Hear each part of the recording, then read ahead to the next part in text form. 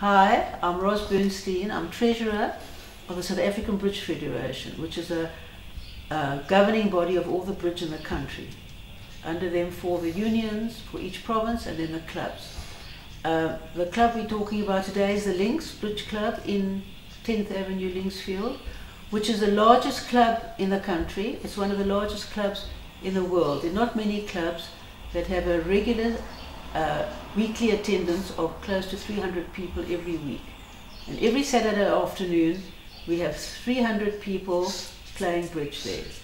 On the Shabbat we're talking about, the Shabbos, the 12th of October, instead of having the regular 6-7 sections that we had 4 sections, which is about 2/3 of the regular attendance.